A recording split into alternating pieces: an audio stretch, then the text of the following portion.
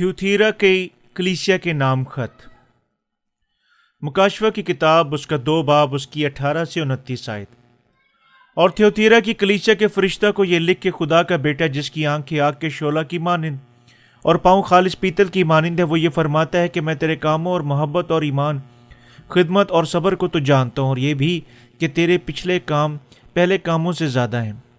पर मुझे तुझसे ये शिकायत है कि तूने उस औरत अर्जील को रहने दिया जो अपने आप को नबिया कहती है, और मेरे बंदों को हरामकारी करने और बुतों की कुर्बानियाँ खाने के लिए तालीम देकर गुमराह करती है।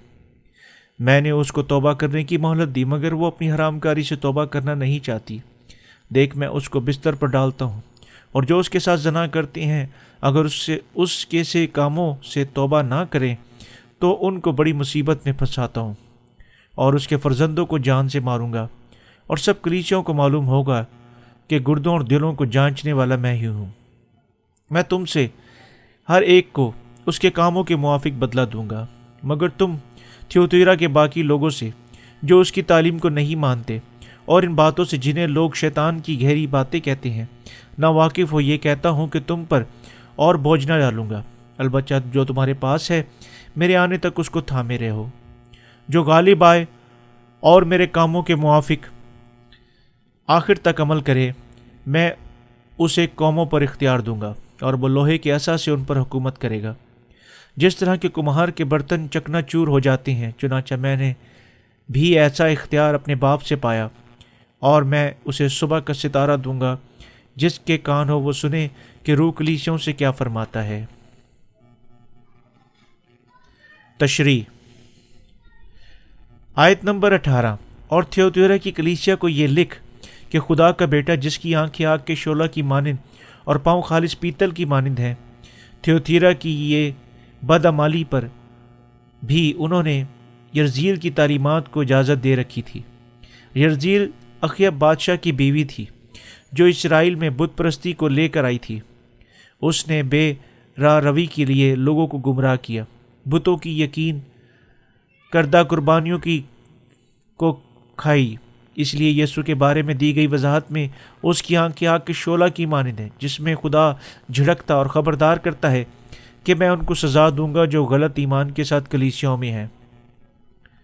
आयत नंबर 19।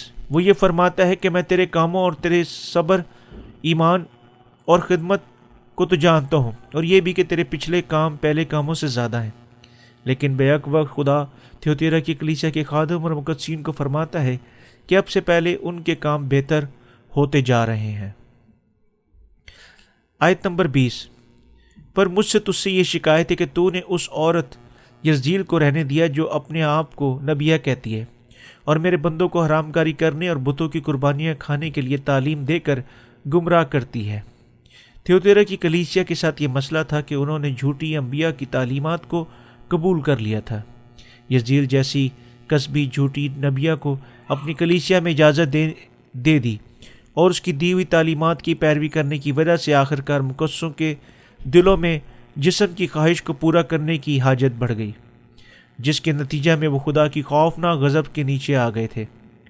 खुदा की सच्ची कलीसिया उन लोगों को जो पानी और रूह की खुशखबरी पर ईमान नहीं रखते हैं मुकद्दसीन कहकर उन्हें बुलाती है, और ना ही उन्हें कोई पेशवाई के लिए कलीसिया में ओहदा देती है, क्योंकि उनके दिलों में रूह कुदुस सुकूनत नहीं करता। क्योंकि जो रूह कुदुस से खाली होते हैं वो खुदा की बजाय अपनी जिस्मानी और दुनियावी ख्वाहिशों को पूरा करने की तलाश में रहते हैं। ऐसे लोगों को खुदा की मसीह कलीसिया ना तो बर्दाश्त करती है और ना ही कभी उन्हें आने की इजाज़त देती है। आयत नंबर 21। मैंने उसको तौबा करने की मोहलत दी, मगर वो अपनी हरामकारी से तौबा करना नहीं चाहती। यह आयत हमें यह बताती है कि वो जो जिस्मानी हैं, जिन्हें रूह कुदुस नहीं मिला है, ना तो वो रूह कुदुस की आवाज़ को सुन सकते हैं और ना ही पहचान सकते हैं। यही वजह है कि झूठी नबिया अपनी हरामकारी से तौबा ना कर सकी, जिसका नतीजा ये हुआ कि उसने उस बुराई का बदला रूह और जिस्म दोनों में पाया। खुदा की सच्ची कलीसिया में फ़र्क ये होता है कि जो पानी और रूह की खुशखबरी पर कलाम पर ईमान रखते हैं वही खुदा के खादम बन सकते हैं, और जो पानी रूह की खुशखबरी पर ईमान नहीं रखते हैं वो बिला लिहाज वो कितने ही क्यों ना इस दुनिया में بہترین پاسچر ہوں، خدا انہیں اپنے خادم تسلیم نہیں کرتا ہے، چاہے وفادار رہنماؤں کی طرح خدا کے فرزندوں کی رہنمائی کرتے ہوں۔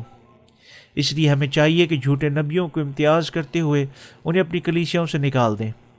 صرف اس طرح کرنے سے خدا کی کلیسیا ابلیس کے تمام بدمکاریوں سے نجات پا سکتی ہے اور روحانی طور پر اس کی پیروی کر سکتی ہے۔ آیت نمبر 22، دیکھ میں اس کو بستر پر ڈالتا ہوں، اور جو اس کے ساتھ زنا کرتے ہیں اگر اس کے ایسے کاموں سے توبہ نہ کریں تو ان کو بڑی مصیبت میں پھنساتا ہوں۔ یہ حوالہ میں بیان کرتا ہے کہ اگر خدا کے خادم امتیاز کر کے جھوٹے نبیوں کو اپنے درمیان سے نہیں نکالیں گے تو خدا ان کو روحانی زناکاری میں گنتے ہوئے ان کو عظیم دکھوں میں ڈال دے گا، جس کے لیے خدا کے خادم اور مقدسین کو جاننے کی ضرورت ہے کہ خدا اپنی کلیسیاؤں کو پاک اور ان کی رہنمائی درست راہ پر کرنا چاہتا ہے۔ خدا کی سچی کلیسیا میں جھوٹے نبیوں کے لیے کوئی جگہ نہیں۔ اگر وہاں جھوٹے نبی ہوں گے تو خدا خود انہیں ڈھونڈے گا، عدالت کرے گا۔ ایسے خدا کے نبی خدا کی کلیسیا میں پریشانی کو لے کر آتے ہیں، تب خدا یقیناً عظیم دکھوں کے ساتھ انہیں سزا دے گا۔ آیت نمبر 23، اور ان کے فرزندوں کو جان سے ماروں گا، اور سب کلیسیوں کو معلوم ہوگا کہ گردوں اور دلوں کو جانچنے والا میں ہی ہوں۔ میں تم سے ہر ایک کو اس کے کاموں کے موافق بدلہ دوں گا۔ خدا جھوٹے نبیوں کو اپنی کلیسیا سے باہر کر دیتا ہے تاکہ جو کوئی یہ جان جائے کہ خدا اپنی کلیسیا کو خود حفاظت کرتا ہے۔ مقدسین جانتے ہیں کہ خدا اپنی کلیسیوں کا خیال رکھتا ہے اور ان کے اچھے ایمان کے کاموں کا بدلہ دیتا ہے۔ آیت نمبر 24، مگر تم تھیوتیرا کے باقی لوگوں سے جو اس تعلیم کو نہیں مانتے، ان باتوں سے جنہیں لوگ شیطان کی گہری باتیں کہتے ہیں، نا واقف ہو۔ یہ کہتا ہوں کہ تم پر اور بوجھ نہ ڈالوں گا۔ اس بات کا مطلب یہ ہوا کہ وہ جو پانی روح کی خوشخبری کے وسیلہ سے پہلے ہی خدا کے مقدسین بن چکے ہیں، ان کو ضرور دنیا کے آخر تک اپنے ایمان میں قائم رہنا چاہیے۔ جو اس خوشخبری پر ایمان رکھتے ہیں ان کے لیے کوئی دوسرا رستہ نہیں ہے لیکن اپنے دلوں کو خدا کی کلیسیا اور مقدسین کے ساتھ متفق ہوتے ہوئے اپنی زندگیوں کو گزاریں اور جان دینے تک اپنے ایمان کے بچاؤ کے لیے مقابلہ کریں۔ خدا کی سچی کلیسیا کو چاہیے کہ نہ صرف پانی اور روح کی خوشخبری کی بنیاد رکھیں بلکہ دھوکے بازوں کو اس خوشخبری کے ایمان کے ساتھ ان کے ایمان کو ننگا بھی کریں۔ آیت نمبر 25، البتہ جو تمہارے پاس ہے میرے آنے تک اس کو تھامے رہو۔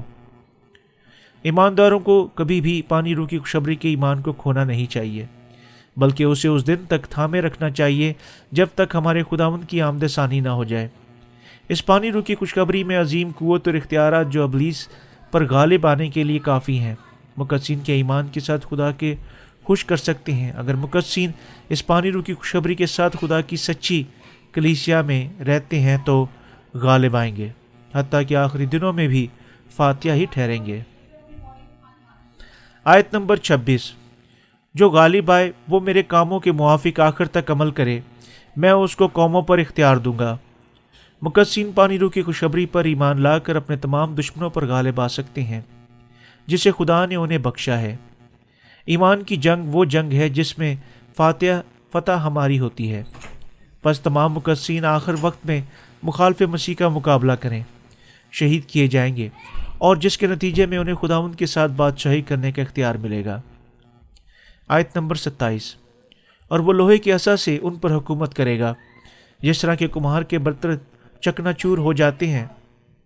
چنانچہ میں نے بھی ایسا اختیار اپنے باپ سے پایا ہے۔